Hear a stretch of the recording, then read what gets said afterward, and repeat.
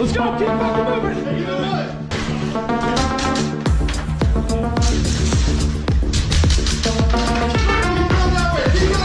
Car needs to work. Don't forget your fucking car needs to work. Yeah, from the back. Et salut les ops et bienvenue chez Stratégie. Aujourd'hui on se fait un petit cours CQB sur la différence entre Chasing the Threat and Running the Rabbit, deux techniques d'entrée dynamique en combat en milieu clos. N'oubliez pas de liker, de vous abonner et de cliquer sur la cloche pour rester connecté. C'est parti!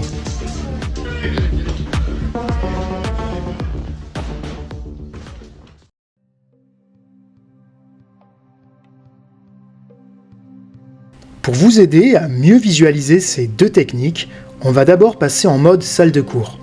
Dans l'exemple présenté, nous pouvons facilement voir que 90% de la pièce est déjà reconnue depuis l'extérieur. Ne reste que les 10% du coin en bas à droite. Pour rappel, en CQB, on se réfère aux angles de 0 à 180 degrés pour découper notre pièce. Plus les degrés augmentent, plus ça devient dangereux.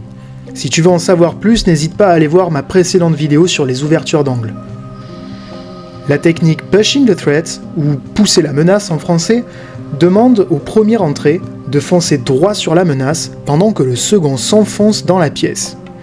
Voilà ce que ça donne en live, la vue de la caméra simulant la menace à neutraliser.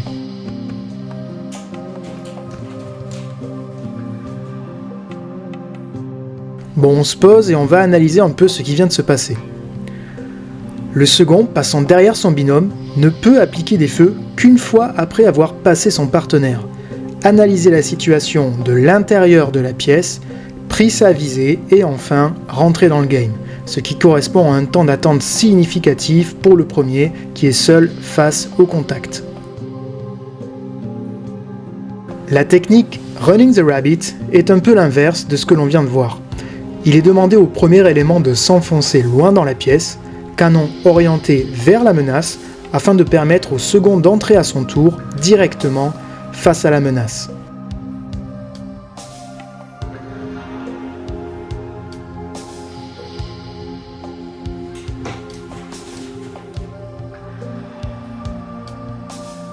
Analysons un peu cette deuxième vidéo.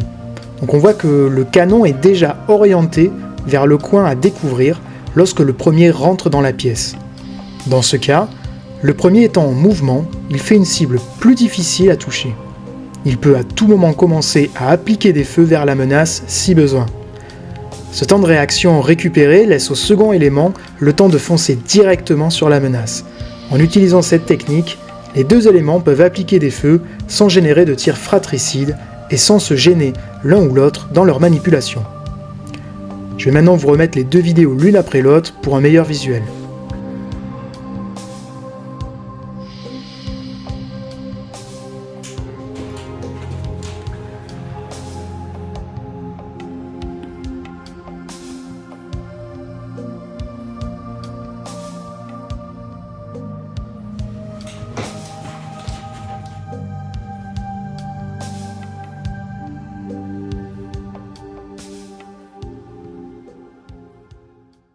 Je sais que vous êtes nombreux à laisser des avis constructifs sur les vidéos CQB, alors je vous demanderai de laisser en commentaire votre technique favorite d'entrée dynamique. Merci de me dire également les éléments à votre disposition, comme les flashbangs, drones ou autres outils utiles au débat. N'oubliez pas que le CQB ne fait pas la doctrine d'une seule technique qui fonctionne à chaque fois. Capacité d'adaptation, fluidité et rapidité seront les points clés à adopter pour arriver à maîtriser le terrain. Parfois on est seul, parfois deux, trois, en équipe ou en groupe, en mode colonne d'assaut ou en cellule opérationnelle, avec ou sans matériel. Pour en savoir plus sur mon parcours, je t'invite à regarder la vidéo YouTube dédiée.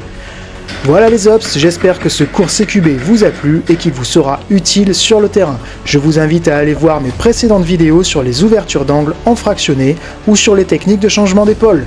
Ciao les ops, on se voit sur le terrain.